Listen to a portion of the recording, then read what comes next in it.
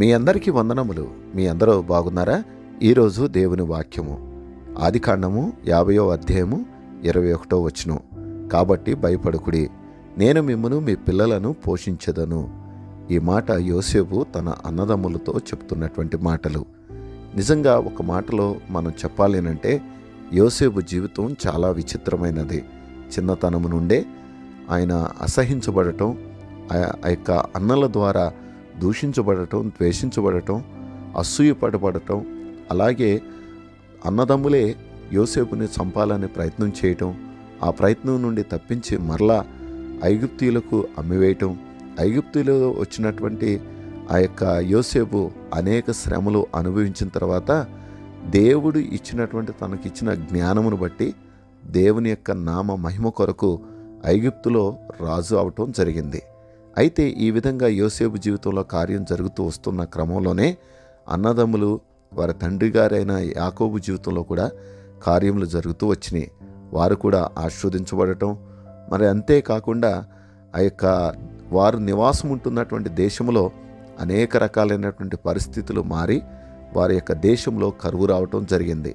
అలా కరువు వచ్చినటువంటి క్రమంలో అన్నదమ్ములైనటువంటి వారు ఐగుప్తులో దొరుకుతున్న ధాన్యం కొరకు రావటం, తండ్రిని బ్రతికి ఉన్నాడని తెలిసినటువంటి యోసేపు తండ్రిని తన యొక్క దేశంలోనికి నడిపించుకోవటం, తండ్రిని బట్టి ఐగుప్తులో వారికి బ్రతకడానికి అవకాశం ఇవ్వటం జరుగుతూ వచ్చింది. అలా జరుగుతూ వచ్చినటువంటి క్రమంలో తండ్రి మరణించిన తర్వాత అన్నదమ్ములతో మాట్లాడుతున్నటువంటి మాటలు ఈ మాటలు.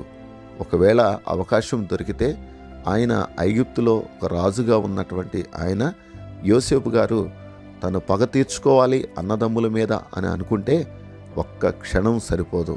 కానీ తండ్రి చనిపోయిన తర్వాత అన్నదమ్ముల యొక్క భయము, వారిలో ఉన్నటువంటి బాధను చూసి మరి ఏం జరుగుతుందో అనేటువంటి భయంతో వారు బాధపడుతూ ఉన్నటువంటి సమయంలో ఈ మాటలు యోసేపు వారిని ధైర్యపరుస్తూ మాట్లాడినట్లుగా మనం చూస్తాం.